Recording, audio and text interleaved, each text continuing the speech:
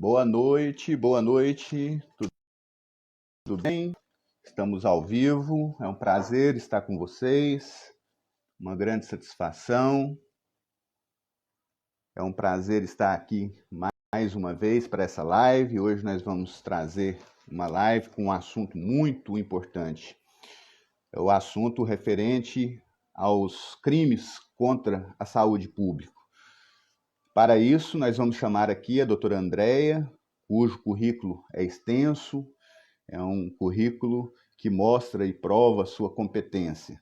Doutora Andréia Bonova é uma médica veterinária de São Paulo, mestre e doutora pela Universidade de São Paulo, pela USP, especializada em vigilância sanitária e inspeção de alimentos, perita, organizadora de simpósio, etc.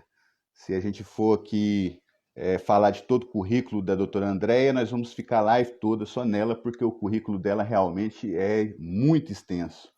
É uma profissional exemplar e eu vou chamá-la para participar com a gente.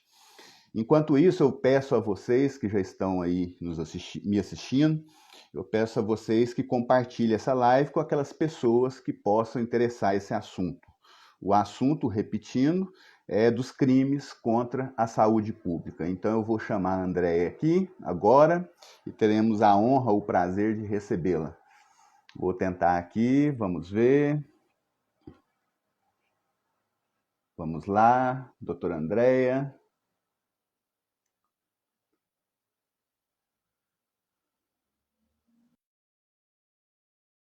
Vamos lá. Doutora Andréia, cadê você?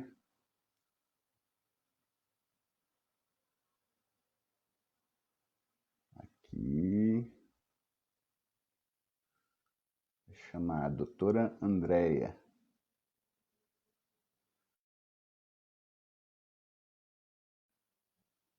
Enquanto isso, vamos aí distribuindo, compartilhando a live. E aqui estamos, convidando a doutora Andréia para entrar. Eu espero que eu esteja sendo ouvido. Vão escrevendo aí, por favor, se eu estou sendo bem entendido, se vocês estão me ouvindo. Pode escrever aí. Aguardando a doutora Andréia. Vamos aguardar a sua chegada.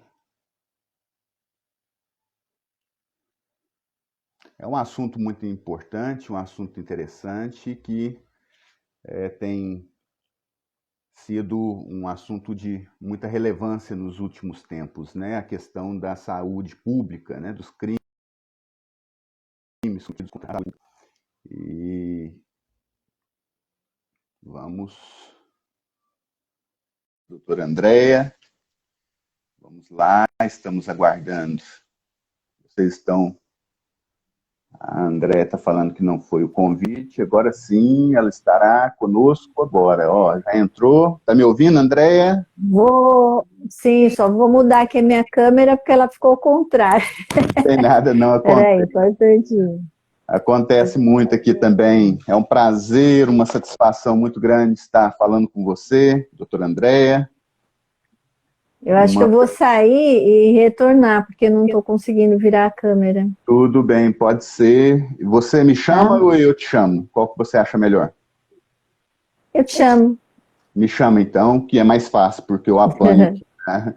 Eu vou ficar online então, né? E fico te aguardando. Tudo bem? Tá ok, tá ok. Vamos lá, vai dar certo. Pois é, eu estava falando com vocês, é um assunto de suma importância, esse assunto dos crimes contra a saúde pública e os crimes perpetrados aí por agentes tem que ser combatido. O Poder Judiciário vem punindo várias pessoas que cometem esses crimes porque realmente prejudica a sociedade como um todo, né? Então, é um assunto de suma importância. Vamos tratar desse assunto, vamos falar aqui o seu conceito legal, vamos trazer aqui o Código de Defesa do Consumidor, vamos trazer também a lei especial que trata do assunto, uma lei controversa no meio jurídico, e alertar também algumas pessoas e sobre as consequências desse crime. As consequências são as piores possíveis em termos de pena, né? Então, deixa eu ver aqui. Vamos tentar aqui novamente. A doutora Andréia está com problema lá na câmera dela. Mas agora vai dar certo, olha aí. Eu acho que não vai, vou ter que virar, não estou conseguindo... Tá me vendo aí? Agora eu estou te vendo, agora tá tranquilo. Andréia. Tudo bom? Tudo bem, que prazer, que satisfação. Mais uma live com prazer você. Prazer é meu. Depois daquele encontro... Tá bem quadradinho aí, porque agora eu não estou me vendo. Vira só um pouquinho para o lado esquerdo. Um pouquinho, pouca coisa. Não, sim? Ao contrário. Isso, aí ficou perfeito. Eu estou falando aqui, estou aqui rememorando, né, o nosso simpósio em maio, que foi um sucesso, com a sua coordenação e com os demais participantes, a Simone, né, que participou e também te ajudou com os demais participantes. Mas depois daquela live tão memorável, hoje nós estamos aqui para tratar de um assunto de suma importância, que são os crimes contra a saúde pública. E seja bem-vinda, Andréia, e espero que você possa contribuir com o seu conhecimento, seu vasto conhecimento no assunto. E a palavra está com você, fique à vontade, se apresente para o nosso público, e ao público eu peço que nos informe se estão sendo bem ouvidos aí por todos nós. Só escrever se está sendo tudo perfeito, se o som está ok, se a imagem está perfeita. Fiquem à vontade e eu faço esse pedido para vocês. Andréia, a palavra está com você, tá bom? Muito obrigada, Leandro. Boa noite a todos. Obrigada pela presença. Nem vou poder ver quem está aí, né? Porque eu tive que virar o computador, o celular, eu não sei o que aconteceu, eu não consegui virar a câmera. E hoje nós vamos fazer uma live às avessas, né? Porque você está sendo anfitrião, mas quem vai fazer as perguntas sou eu, né? E para tratar desse assunto super importante, e para a gente poder entender realmente a diferença entre o que compete à vigilância sanitária e o que compete à Polícia de Saúde Pública, né? Então, existe muita confusão, especialmente aqui em São Paulo. Às vezes as pessoas ligam e falam, olha, a vigilância sanitária teve aqui, fulano saiu preso. Aí quando a pessoa fala, saiu preso, eu falei, bom, então muito provavelmente não é a vigilância sanitária, ou é a vigilância sanitária junto com a Polícia de Saúde Pública. Então eu acho importante trazer esse tema para a gente diferenciar bem, né, falar a diferença entre um e outro, e localizar esses crimes, tanto no Código Penal, como numa lei especial, que o doutor Leandro vai passar para a gente, que é a lei que justamente a Polícia de Saúde Pública utiliza nas suas ações. Bom, eu sou médica veterinária, formada pela USP. Depois de 2 anos de formada, eu ingressei na carreira pública como autoridade sanitária, na Vigilância Sanitária de Alimentos do município de São Paulo, onde eu fiquei por 32 anos. Então, essa é a minha área de maior conhecimento. Por conta desse conhecimento, eu comecei a militar na área de perícia em alimentos. Eu sou perita da Receita Federal e da Receita Estadual. Trabalho com perícia nessas áreas. E também fiz várias especializações na área de saúde pública, porque a vigilância sanitária é muito ampla, né? Outro dia até não foi, acho que nem foi uma crítica, mas foi bem interessante o que ela falou. Ela falou, olha, eu queria conversar com você, mas eu não entendi bem qual que é o seu nicho, né? Eu falei, olha, meu nicho é vigilância sanitária. Se a gente for falar de vigilância sanitária, a gente vai falar de tudo que você possa imaginar, né? E daí eu fiz um vídeo escovando o dente, mostrando a pasta de dente, o algodão, o produto que passa no rosto, né? A maquiagem. E aí eu dizia nesse vídeo que tudo isso é vigilância sanitária, né? Da hora que você acorda até a hora que você vai dormir, você convive com a vigilância sanitária. A vigilância sanitária é um dos órgãos importantíssimos, né, nesse estado que nós vivemos, e graças ao poder constituinte originário, ele deu vazão a esse tipo de trabalho de vocês, né? Um órgão muito respeitado no Brasil, e o que seria, eu indago, o que seria da sociedade se não fosse a vigilância sanitária. Então, vocês estão de parabéns. Verdade. Ela é muito ativa no Brasil, como um todo, né? Do norte ao sul, do leste ao oeste, sempre com uma atuação profícua, uma atuação bem ampla, proativa, né? E que vem ajudando a sociedade como um todo. Então, eu deixo aqui nesse momento de pandemia... Está tendo problemas, né? Mas aí já vai, em razão, já existe a questão da cultura do povo brasileiro, né, Andréia? O povo brasileiro, com todo respeito a todos nós, entendendo, né, essa situação, é um povo bem indisciplinado, na verdade. Né? Eu, por exemplo, estive na Argentina há pouco tempo, eu pude perceber a diferença da Argentina com o Brasil com relação a essa questão. Lá realmente houve lockdown, lá realmente o pessoal estava obedecendo, mas foi passada a fronteira, eu vim por terra, passada a fronteira da Argentina para o Brasil, eu já pude perceber logo a diferença da indisciplina do comportamento, né, do povo brasileiro. Então, é isso mesmo. Aí é questão de cultura, né? E temos que acabar com isso, temos que mudar isso aí, né? Ser mais disciplinado e atender mais as autoridades, respeitá-los mais, e é por aí, assim que eu penso, né? Então, está com você a palavra, Andréia, fica à vontade. Então, eu que vou fazer as perguntas, tá bom?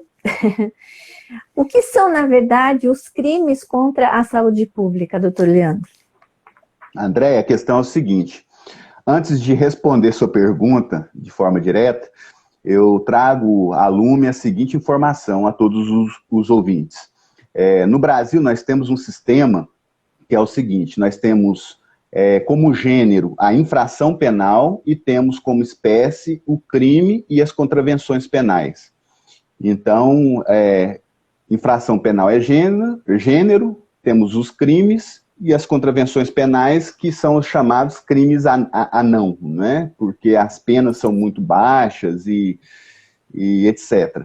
Então, nós temos essa estrutura, né, com relação às infrações penais. Agora, com relação ao crime contra a saúde pública, eu posso definir, conceituar aqui de uma forma, tentando clarear e trazer de uma forma mais simples, eu posso conceituá-la da seguinte forma, é aquela infração penal perpetrada, praticada pelo agente, que por meio de sua conduta, ele atenta contra a legislação penal, ou seja, contra o próprio Estado, e também contra a vítima, que na maioria das vezes é o consumidor. Então, esse conceito é um conceito simplista, né, lógico, mas que dá uma noção, pelo menos superficial, do que vem a ser o crime contra a saúde pública. Nada mais é do que uma infração que o agente pratica por meio de sua conduta omissiva ou comissiva, né, por ação ou omissão, e que atenta contra a legislação, contra o próprio Estado, e quando se fala de legislação, fala do Estado, e que atenta também contra a vítima, que na maioria das vezes é consumidor. Agora, o que eu deixo claro a todos é que, para que haja esse crime, é necessário que haja um amoldamento, né, entre a conduta perpetrada pelo agente e aquilo que está lançada em lei. Deve haver uma adequação entre o fato concreto e aquilo que está no tipo penal incriminador, né, previsto no Código Penal, Código de Defesa do Consumidor, etc. Esse casamento entre conduta e fato delituoso, a conduta do agente e aquilo que está descrito na lei penal. Então, isso tem que ficar bem claro. Agora, com relação aos crimes contra a saúde pública, ela atenta contra vários tipos penais previstos no Código Penal brasileiro, no Código de Defesa do Consumidor e também em leis penais extravagantes. Então, realmente, a conduta do agente ela é muito maléfica, né? O Código Penal brasileiro protege a saúde pública da coletividade como um todo, e aqui vai um detalhe importantíssimo para que todos tomem ciência disso. Quando o ato ele é praticado contra uma pessoa em especial, de forma particularizada, nós temos o crime contra a pessoa. Agora, quando esse ato, essa conduta dele, seja omissiva ou comissiva, é praticado contra a coletividade, de forma difusa, aí nós podemos falar que há o crime contra a saúde pública. Então é bom que a gente deixe isso bem claro, para que as pessoas não façam confusão. O crime contra a saúde, o crime contra a saúde pública é uma espécie de crime praticado contra a incolumidade pública, né? E a incolumidade pública é um bem jurídico tutelado pelo direito penal e demais regras, né? Demais estatutos de conteúdo penal. Então, espero que fique claro essas informações aí. Bem jurídico tutelado é a incolumidade pública, né? Ficou claro a resposta? Ficou clara? Sim. E então, dentro do Código Penal, nós temos alguns artigos que falam de crimes contra a saúde pública. Sim, Andréia, com relação ao Código Penal, nós temos aproximadamente 16 crimes cometidos contra a saúde pública. Crimes de menor potencial ofensivo, de médio e de alto potencial ofensivo. Nós temos até crimes hediondos relacionados à saúde. Nós podemos citar aqui a epidemia com resultado morte, e podemos citar também o crime previsto no artigo 273, que prevê, que traz a seguinte dicção legal: a falsificação, adulteração, corrupção de produto destinado para fins terapêuticos e medicinais. São crimes hediondos. Só para fins de informação, o crime hediondo é aquele que o legislador escolheu e considerou mais grave do que os outros. Tem um tratamento totalmente diferenciado, há um recrudescimento por parte do Estado, do ponto de vista material e formal, e nós podemos citar como exemplo desse recrudescimento, dessa rigidez, os prazos mais longos para concessão de progressão de regime, de livramento condicional, etc. Nós temos vários exemplos aí de diferenciação e de punição mais enérgica do crime hediondo. Espero ter ficado salvo engano, eu estou lembrando que esse artigo ele foi modificado quando houve uma fraude de medicamentos para câncer, se não me engano. Que foi vendido como se fosse um placebo, e as pessoas estavam consumindo esse medicamento, achando que poderiam estar se curando de câncer, quando na verdade o remédio era um placebo, né? Era uma fraude. E acho que foi um dos artigos que trouxe, né, esse artigo como crime hediondo. Não tenho muita certeza disso. É isso mesmo. Teve esse fato por detrás, nos bastidores, né? Para a edição desse crime específico. Edição para que ele fosse para o rol dos crimes hediondos. Houve realmente esse fato. Uhum. Mas fato é que ele está inserido lá, não é? Está inserido na lei dos crimes hediondos. Então, Perfeito. É isso. Fique à vontade. E como que a gente diferencia, então, o que é um crime e o que é uma infração sanitária? O crime é uma espécie como eu disse, de infração penal, né? Estamos no âmbito penal quando nós falamos de crime. E a outra pergunta a segunda infração sanitária. A infração sanitária. A infração sanitária, André, ela está no âmbito do ramo do direito administrativo. Então, qual que é a diferença dos dois? No âmbito penal, né, o crime está no âmbito penal e é passível de pena privativa de liberdade. E já o outro, no caso, a infração sanitária está no âmbito administrativo e sofre as sanções administrativas. Sanções administrativas que variam de cada ente estatal. Então, nós temos leis de âmbito da União, leis federais de cunho federativo e de cunho nacional, no âmbito da União, no âmbito dos estados e no âmbito dos municípios e Distrito Federal, né, DF. Uhum. E as punições estão contidas nessas leis, né, nesses estatutos. Nos códigos sanitários, né? E nos códigos sanitários. Então, uma está na área do direito penal, né, e é passível de pena privativa de liberdade, que pode ser substituída por pena restritiva de direitos, né, a depender do caso, segundo o artigo 44 do Código Penal, e o outro está no âmbito administrativo. Então, essa é a diferença básica dos dois. É questão de local, onde está situado cada um deles. Um no ramo do direito penal e o outro no ramo do direito administrativo. Está respondido? Sim, sim. Esses crimes que são contra a saúde pública, que estão tipificados no Código Penal, como você disse, eles têm alguns que envolvem alimentos especificamente? Tem vários que envolvem alimentos, vários não, temos aí pelo menos uns 3 aí que nós podemos citar. Os 2 mais importantes estão previstos no artigo 270 do Código Penal, que é o envenenamento de água potável ou de substância alimentícia ou medicinal, está previsto no Código Penal.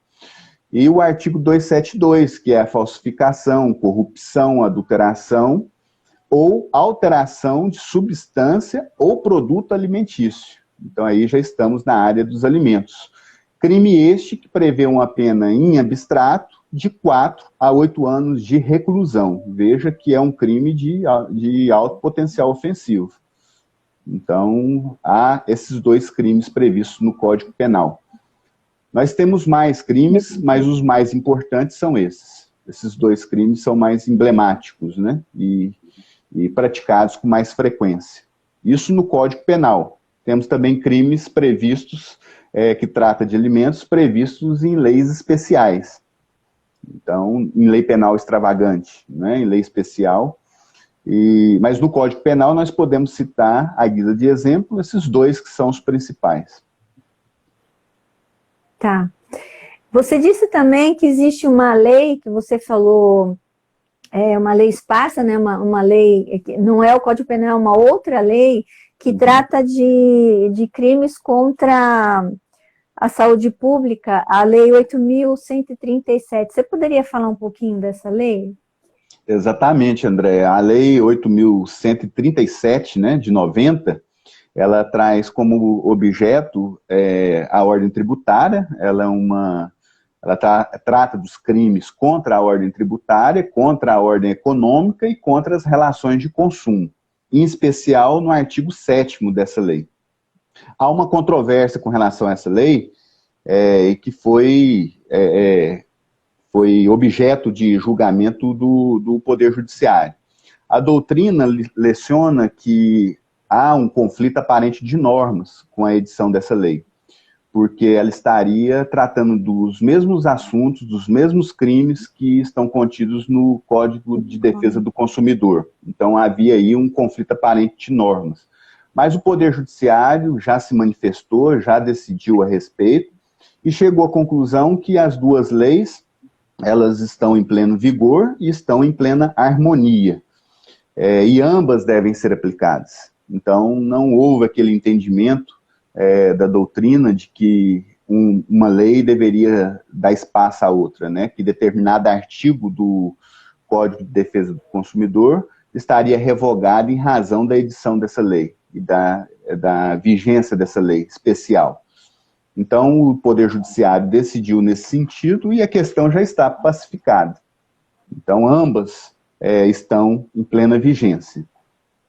Agora, o importante para a nossa live aqui é a gente focar aqui nos dispositivos legais contidos nessa lei especial, né? E leis que são salutares aqui para a nossa live, que geralmente trata aqui dos alimentos impróprios ao consumo e dos assuntos referentes às fraudes que recaem sobre os alimentos. fraudes que recaem sobre os alimentos e que são punidos severamente pelo legislador, né? E nós podemos citar aqui, então, com relação a esse assunto, o artigo 7º dessa lei, que traz a seguinte dicção: constitui crime contra as relações de consumo, vamos logo ao que nos interessa. Inciso 3º, misturar gêneros e mercadorias de espécies diferentes para vendê-los ou expô-lo à venda como puros. É um dos incisos. Então, é aquela mistura de gêneros, né, e de mercadorias, de espécies diferentes, visando um valor mais alto desse produto. É um crime tipificado aí nessa lei especial e que vem acontecendo muito. A gente percebe aí pelos noticiários que vem acontecendo muito. E temos também aqueles crimes com relação que trazem a questão das fraudes. Temos o inciso 4º do artigo 7º, que traz a seguinte redação: fraudar preços por meio de alteração de elementos tais como denominação, sinal externo, marca, embalagens, especificação técnica, descrição, volume, peso, pintura ou acabamento de bem ou de serviço. Isso está previsto, então, na linha A do inciso 4º dessa lei especial, que ocorre muito esse crime. E a linha D, ela traz outro tipo de fraude, que é o aviso, fraudar preços por meio de aviso de inclusão de insumo não empregado na produção de bem ou na prestação de serviços. Então, é aquela situação em que no rótulo consta uma coisa e o produto em si é outra totalmente diferente. Então, você pega lá um rótulo, né, e traz lá a questão, as informações de nutrientes naquele produto. No rótulo consta determinado elemento, nutriente, e o produto não contém aquele nutriente. É uma fraude contra o consumidor, né? E que é crime, né? Passível de punição. E por último, nós temos o penúltimo, nós temos o inciso 8º, que é destruir matéria-prima ou mercadoria com o fim de provocar alta de preço. Isso também acontece muito, né? É um tipo de fraude. A pessoa destrói a matéria-prima ou a mercadoria para simplesmente aumentar o preço. Não sei se você já viu esse caso na prática, mas vem ocorrendo muito. Não me lembro. E temos também o inciso 9º, né, que eu acho que é o principal, que é vender, que traz a seguinte dicção: vender matéria-prima ou mercadoria em condições impróprias ao consumo. Esse aqui são, todos os dias a gente vê essa prática. O clássico. Vender matéria-prima ou mercadoria em condições impróprias ao consumo. Esse aqui eu acho que a gente depara com ele todos os dias. Lembrando que a pena, Andréia, para esses crimes, é a pena de detenção de 2 a 5 anos de detenção, né, ou multa. Eu achei a pena muito singela, a pena muito pequena, tendo em vista que se trata de uma fraude, né? Uma fraude contra o consumidor que pode trazer um grande prejuízo. E vale lembrar aqui também, Andréia, deixa consignado, que essa lei ela é de suma importância para o consumidor. E no que concerne a fraude, nós devemos deixar, eu devo deixar claro aqui que o Código de Processo Penal, ele prescreve que nos crimes que deixam vestígios há a imprescindibilidade, a necessidade de perícia. Então é muito importante a perícia nesses casos. Crime que deixou vestígio, há de se ter a perícia. A perícia ela é muito importante, ela é essencial para comprovar a materialidade do fato, e no caso dos alimentos, né, impróprios para o consumo, ela é imprescindível para atestar a impropriedade desse produto. Então, a perícia é muito importante. E eu aqui aproveito a oportunidade para deixar aqui as minhas homenagens a todos os peritos do país, porque sem eles nós não chegaríamos à verdade real dos fatos, né, que nós estamos tratando aqui de processo penal, de crime, e dizer a eles que a perícia é imprescindível para a segurança do magistrado, quando ele faz ali, ele prolata uma sentença, ela é importante para a segurança do Estado no exercício do ius puniendi, que é o exercício de punir, né, o direito do Estado de punir, e também imprescindível para a segurança da sociedade, que será beneficiada com o resultado desse processo. E um fator aqui, um dado que eu tenho que trazer também, é que a perícia não vincula o juiz. Isso é lamentável. A perícia não vincula o juiz. Então, um processo que tem a perícia, que tem um laudo pericial, o juiz não fica adstrito a esse laudo. Ele pode se valer de outros meios de prova e, de repente, condenar ou absolver o agente do crime. Isso aí se dá em razão do sistema que nós adotamos no Brasil, que é o sistema do livre convencimento motivado do magistrado. Então, ele não fica adstrito àquela perícia que foi acostada nos autos, né, do processo. Mas é em razão desse sistema, né? Nós tivemos uma evolução no sistema brasileiro com relação à análise das provas. Então, nós tivemos aí, num período, uma liberdade total do juiz na análise das provas, tivemos depois a questão a teoria da prova tarifada, dando valores às provas que eram juntadas no processo, e por último chegamos a esse momento, que é o livre convencimento motivado do magistrado. Ele fica adstrito, por exemplo, à perícia, mas ele tem que justificar, ele tem que motivar a decisão dele, a sentença dele. Estamos nesse período agora. Respondida a sua pergunta? Sim. Eu até contei um caso que eu passei, né, de uma pessoa, mãe de um aluno, que invadiu a cozinha de uma escola, e ela tinha tido uma desavença com a dona da escola e o marido da dona da escola.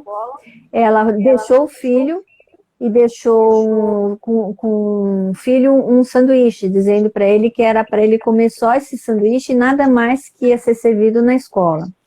Ela invadiu a cozinha, distraiu a merendeira e colocou uma substância amoniacal dentro de um bolo que estava sendo preparado para servir para as crianças e para os proprietários, os professores, né? E aí perceberam um gosto estranho no bolo, foram conversar com a merendeira falando que não tinha feito nada de diferente, acabaram lembrando da presença dessa pessoa na cozinha, entenderam porque ela disse que o filho só podia comer aquele lanche, porque ela obviamente queria proteger o filho e prejudicar as demais pessoas, e depois eles também desconfiaram dessa mulher que invadiu a cozinha, porque ela havia discutido com os donos da escola, né? E aí eu comentei com você, né, que eu estava lendo o processo, que no final não conseguiram, não havia câmeras filmando nem nada a ação dela, conseguiram provar que havia um produto estranho no produto, que era uma substância amoniacal, mas não conseguiram individualizar a ação, né? Dizer quem foi que fez a ação, né? Aí eu queria que você explicasse como que terminou esse processo. André, a questão desse processo fala justamente o que eu acabei de falar com relação à perícia, né? Ficou mais uma vez comprovado, que o juiz não fica adstrito à perícia, né? Ele não é obrigado a seguir à risca o que está ali no laudo. Veja que nesse caso concreto, a gente foi ao final do processo, em grau de recurso, foi absolvido, né? Foi absolvida, a agente do crime foi absolvida em razão de uma prática que ocorreu no curso do processo, que uma testemunha mentiu e respondeu pelo crime de falso testemunho. O juiz se valeu dessa questão, desse fato ocorrido no processo, desse crime de falso testemunho, deixou de lado a perícia e absolveu a agente do crime. Não é isso? Então, olha só, é justamente o que eu te falei. A perícia, infelizmente, o juiz não fica adstrito a ela. Veja que nesse caso concreto ele se valeu de outro elemento de prova para absolver a agente do crime, a pessoa que praticou o crime. Se valeu do falso testemunho de uma testemunha que mentiu em juízo, segundo o magistrado, segundo o tribunal, porque isso me parece que foi em grau de recurso. Em razão desse falso testemunho que ocorreu no processo, ele deixou de lado a perícia, o laudo pericial, e absolveu a agente do crime, né? No caso, a pessoa que teria praticado o crime.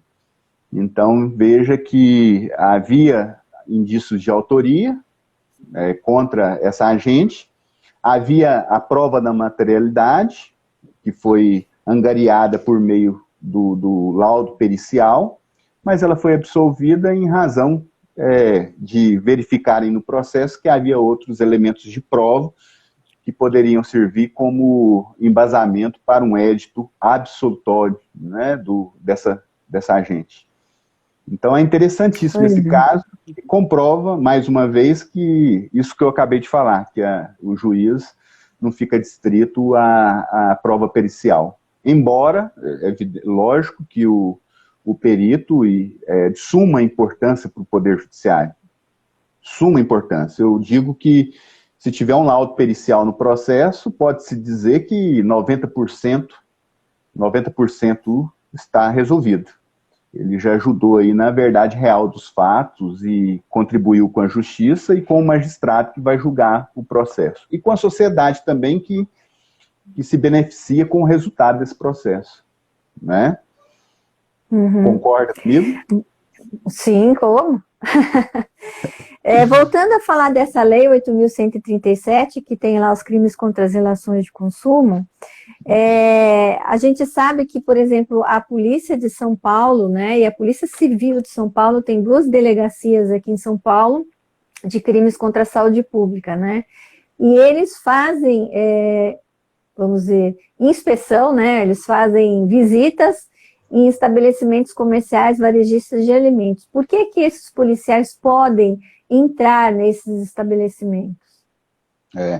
André, a questão é o seguinte, a polícia militar, ela pode entrar nesses locais que vendem... É a civil. É a civil, né? Mas eu já vou falar das duas, porque se trata de crime. Quando estamos diante de um crime, né, tanto nós comuns aqui, que não somos policiais, nós podemos agir, prender em flagrante, e os policiais, de maneira geral, devem prender em flagrante sob pena de responderem por crime, se não agirem dessa forma. Então, aqui eu já vou envolver os dois, a polícia militar e a polícia civil. Ambas têm esse poder, viu? De adentrar, quando há indícios de crime praticado no interior desse estabelecimento, elas podem adentrar e, de repente, dar voz de prisão. Lembrando aqui que a Polícia Militar é uma instituição imprescindível ao Estado Democrático, ao lado de outras instituições, ao lado de órgãos, né, imprescindíveis aí ao Estado Democrático de Direitos, inclusive eu coloco a vigilância sanitária também nesse rol, e ela é muito importante para a sociedade e ela tem esse direito de adentrar o estabelecimento sempre quando há indícios de crime, porque ela tem o poder e o dever de prender em flagrante aquele que está praticando o crime. É evidente que a polícia militar, ela age de forma preventiva ao crime, né, para evitar a prática do crime, e a polícia civil, ela age de forma repressiva. Ela age de forma repressiva para dizer que ela age a posteriori, né, depois do crime, depois de ocorrido o crime. Ela age com o intuito de investigar aquele crime que foi cometido. Agora, o importante de estudo é saber que nós temos uma colaboração entre as polícias, Polícia Civil, Polícia Militar, a Vigilância Sanitária e todos os órgãos estatais. Todos os órgãos estatais, todas as instituições, né, que nós temos no país. Então, esse princípio da colaboração, o princípio da cooperação, ele é muito salutar, muito importante, e a vigilância sanitária, ela age sempre em conjunto com essas instituições. E é necessário isso, é importante, né, essa colaboração, com o fito de diminuir, de coibir a prática de crimes cometidos por várias pessoas. porque o Estado também deve se organizar, né? O Estado deve se organizar e, por meio da colaboração, da cooperação entre os entes e as instituições, nós chegaremos a um resultado muito importante, um resultado positivo. Essa colaboração, essa cooperação, ela é muito importante. Agora, com relação aos infratores, eu digo que os infratores serão processados e julgados pelo Poder Judiciário. Então, teremos um processo, nós teremos aí o devido processo legal, que é um direito fundamental, onde eles poderão exercer o contraditório e a ampla defesa, que são direitos fundamentais, e terão a oportunidade de fazer a defesa nesse processo. E no final desse processo haverá uma sentença absolutória ou condenatória. E aquele que se sentir prejudicado com essa sentença, que ele se vale aí dos instrumentos, dos recursos, né, previstos no Código de Processo Penal. Então, temos recursos. Foi condenado, recorre, utiliza a via correta e tenta se valer do princípio do duplo grau de jurisdição, recorrendo para uma instância superior. Então, isso com relação aos infratores. Veja que nós estamos aí num Estado organizado, num Estado onde nós temos uma Constituição Federal, nós temos direitos fundamentais importantíssimos, direitos mínimos de todo e qualquer cidadão.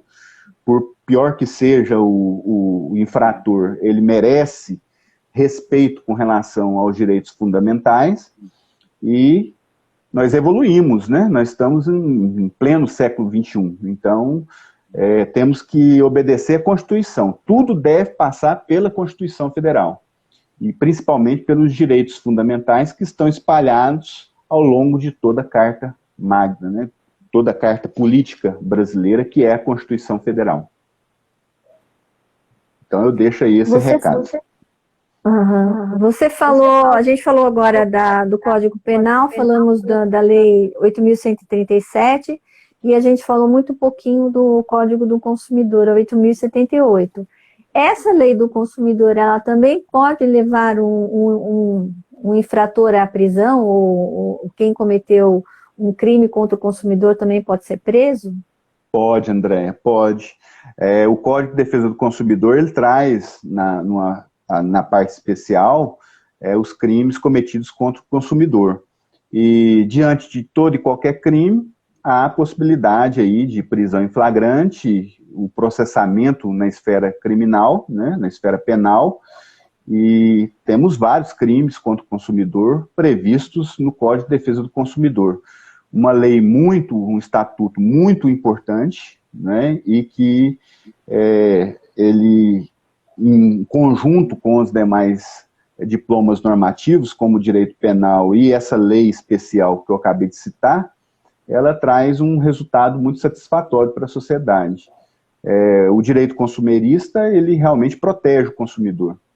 E nós temos que dar aí honras ao Poder Legislativo de ter, primeiro, ao Poder Constituinte originário, né? Aquele que promulgou a Constituição Federal, de trazer à lume a questão do direito do consumidor. Depois, logo depois, veio o Código de Defesa do Consumidor para proteger, tutelar os direitos desses consumidores, trazendo, inclusive, os crimes, né? Então, ele é de suma importância. Há crime, sim, no Código de Defesa do Consumidor, e ele vem sendo sempre aplicado pelos magistrados das varas especializadas, né? Em alguns estados temos varas especializadas, em outros não. Então, mas o fato é que o direito do consumidor é muito respeitado no Brasil. Essa é a verdade. Então, por exemplo, uma pessoa que tem acesso a um alimento impróprio para consumo, né, que se sentir prejudicada, ela pode, por exemplo, ir até uma delegacia de polícia e fazer uma denúncia? Pode. Ela pode ir. Agora, em alguns locais, temos as delegacias especializadas, né? Então, nas capitais, por exemplo, nós temos as delegacias que tratam apenas do consumidor. Então, onde houver essas delegacias especializadas, ele procura essa delegacia especializada. Onde não tem, ele procura a delegacia normal. Mas o fato é que, em se tratando de crime, ele pode se valer da autoridade policial a qualquer momento e fazer essa reclamação. Ele pode pedir, ele tem duas opções, na verdade. Ele pode pedir a instauração de um inquérito policial, por escrito, ou pode se valer até mesmo do Ministério Público, que eu acho muito importante. O Ministério Público, ele tem um poder muito grande no Brasil. Então, às vezes, a pessoa não quer procurar, não deseja procurar a delegacia, procura o Ministério Público por meio de uma representação e pede o Ministério Público para agir em nome dele. Porque o Ministério Público, uma das funções, a função do Ministério Público é defender a ordem jurídica brasileira, os direitos meta-individuais, direitos difusos e coletivos, e os direitos individuais homogêneos. Então, nós temos essas duas vias. Procura a delegacia de polícia ou procura o próprio Ministério Público, que vai ter uma promotoria já determinada para esse tipo de assunto. Claro. E também, obviamente, puxando a sardinha para o meu lado, né, a vigilância sanitária também tem os canais, né, para denúncias, os canais na internet, por telefone ou pessoalmente também. Todas as organizações, as secretarias municipal de saúde têm o serviço de vigilância sanitária organizado para receber as denúncias e para receber o munícipe, né, pessoalmente, para ele também fazer a sua denúncia, né? Então, essa forma de recorrer, né, tanto na área administrativa quanto na área penal. E na área civil, por exemplo, um alimento que causou algum dano à pessoa, como que funciona isso na área do direito civil? Andréia, antes de responder sua pergunta, deixa eu só responder uma pergunta aqui da Verônica Gomes. Que eu não estou vendo, É bom você ver as perguntas aí. É importante que a pergunta dela, ela pergunta se o PROCON seria um desses órgãos que poderíamos buscar. Sem sombra de dúvidas, o PROCON ele é de suma importância, né? Então nós temos mais esse instrumento aí para ser utilizado. Ocorre que o PROCON ele atua na área administrativa, né? E quando a gente procura a delegacia de polícia ou o Ministério Público, nós estamos tratando de crime. Então o PROCON ele vai resolver a questão na área administrativa e não na questão criminal. Então, é essa a resposta que eu deixo para a Verônica, uma pergunta muito oportuna e que valeu a pena ser respondida. O PROCON fica na área administrativa, e quando a pessoa procura a delegacia de polícia ou o Ministério Público, nós estamos falando de crimes, né? Aí estamos falando de infração penal. Então, eu espero que eu tenha respondido a Verônica, tá, Verônica? É um prazer aqui, a sua pergunta foi muito oportuna. Ô, André, eu te cortei, né? Te cortei na sua pergunta. A pergunta da Verônica me chamou atenção aqui, porque ia passando batido. Fica à vontade. Do direito civil, eu disse assim, depois, além dessas áreas do direito penal, do direito administrativo, de que maneira que o direito civil pode proteger o consumidor?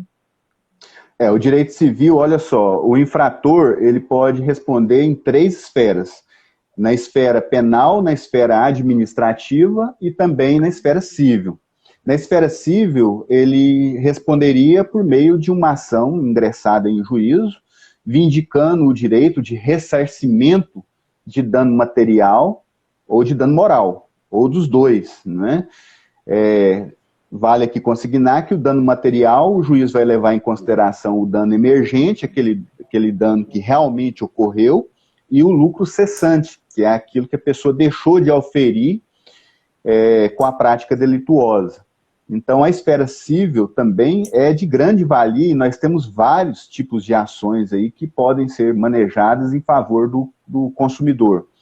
Então, aqui eu cito a ação de indenização, né, de ressarcimento por danos materiais e morais, nós temos obrigações de fazer, nós temos várias ações, aí vai depender do caso concreto. Qual que seria mais viável, qual que seria que teria um resultado mais eficiente. O que o consumidor não pode, e que o lesado não pode, é se aventurar juridicamente. Ele tem que estar bem respaldado naquilo que ele vai fazer.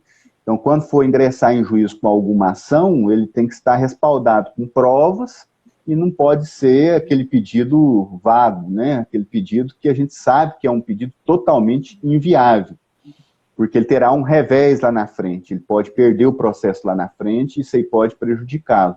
Então, eu incito a todos, né, os ouvintes, que quando forem ajuizar uma ação, verifique bem se tem esse direito, se tem as provas que são necessárias. Nota fiscal, né, de produto, tudo, foto. Né? Tem que guardar tudo. O sucesso de um processo, né, de uma demanda, são as provas que estão nele contidas. Essas provas podem ser provas documentais, podem ser provas testemunhais, perícia. Então, nós temos um vasto rol de provas aí previstos no ordenamento jurídico brasileiro. Para não se tornar uma aventura, jurídica, né, Andréas? Porque o Poder Judiciário hoje já está totalmente lotado, abarrotado de ações.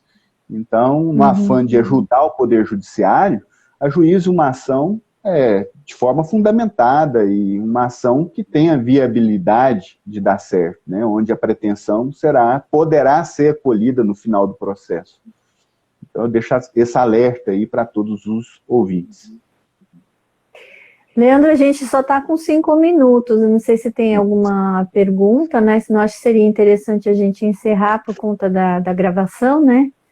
Mas como eu não estou vendo as perguntas, passou muito rápido. Olha só, André, eu agradeço a participação de participar de mais essa live com você. Eu espero que as minhas informações tenham sido úteis a todos vocês que assistiram. Com certeza. Deixo aqui consignado o compromisso de responder todas as perguntas que vierem. Podem me mandar pelo direct, né, aí do Instagram. Eu responderei todas sem exceção. Podem mandar o mais rápido possível, que eu vou responder de forma particularizada. Eu deixo a vocês todos um forte abraço. A você, André, eu deixo também um abraço. Obrigado pela participação e que venham novos eventos aí para a gente participar. Tudo bem? Vamos agendar outros assuntos, com certeza. Sucesso. Obrigada. Sucesso. E continue assim, essa pessoa maravilhosa, estudiosa. E é um prazer sempre estar com você aí nas lives. Tudo bem? Muito obrigada. Eu que agradeço, né, a sua generosidade de contribuir aí com o seu conhecimento. Muito obrigada a todos pela presença e um ótimo fim de noite para todos. Tchau, tchau. Eu que agradeço. Agradeço a todos. Um forte abraço a todos. Até mais, Andréia. Tchau. Onde eu finalizo aqui, Andréia? Deixa eu ver aqui que eu preciso virar já achei aqui. Conseguiu? Obrigado. Um abraço.